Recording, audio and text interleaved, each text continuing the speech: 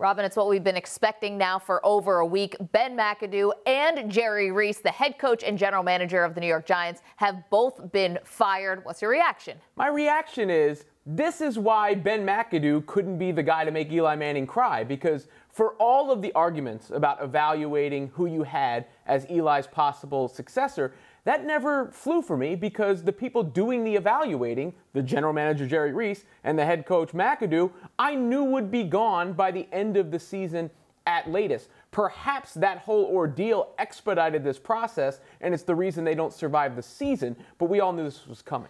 We knew it was coming after they totally botched the Eli Manning situation. I think there actually was some small glimmer of hope for McAdoo and Reese that they could survive this season if they put together a couple wins at the end of the year. Obviously, the Eli Manning benching went completely off the rails, and now they were toxic and they had to get out of the building. Now, what happens next, okay?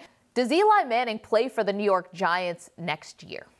I think the chances of that happening today are far greater than they were yesterday. So I would say it's about 50-50 right now. It totally depends on the organizational direction. If they are still looking to sort of revamp the roster, because remember, this was not a team that was supposed to be bad. That was supposed to be the Jets. The Giants were supposed to maybe win the division, compete for the Super Bowl. So this happened on the fly. Do they adjust on the fly as well and say, all right, this is sort of reality telling us what we need to do? We need to move on from Eli. Or do they say, Jerry Reese never addressed the offensive line? If we address the offensive line, if we get Odell Beckham back healthy, are we actually in position to compete next year? Then Eli's your guy. So now let's talk about the future of the New York Giants. Obviously, Ben McAdoo is gone. Jerry Reese has been fired. Who are some potential replacements? Now, you would have thought the easy name would have been Sean Payton. He's obviously a former offensive coordinator for the New York Giants, and he just signed a pretty big extension with the New Orleans Saints, I believe 2 years ago.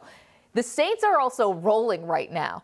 Payton may not be an option at head coach, and meanwhile, you're going to have to pair him with somebody. Could that be a Scott Pioli, someone who came from Belichick organization, now an assistant GM with the Atlanta Falcons, has worked in the Jets organization before? Is it possible that you're looking at someone out of the Green Bay Packers organization, although Ben McAdoo came out of the Packers organization? Ron Wolf's son has been someone who has really come up and been groomed in the GM ranks, and perhaps he's ready for a shot. Yeah, you hear certain names linked to the Giants almost every year. Peyton was one. Bill Cowher's another one. I think that would be the wrong line of thinking. I don't particularly generally support the retread hires. I think the Giants should look for the up-and-comers in the good organizations. Those are the guys who usually I think are the best hires in these situations. Top of the list. Yeah, Josh McDaniels, I think, is someone who obviously it didn't work out in Denver, but he was young at the time, was not ready to step into that particular situation. I think that he will get another try.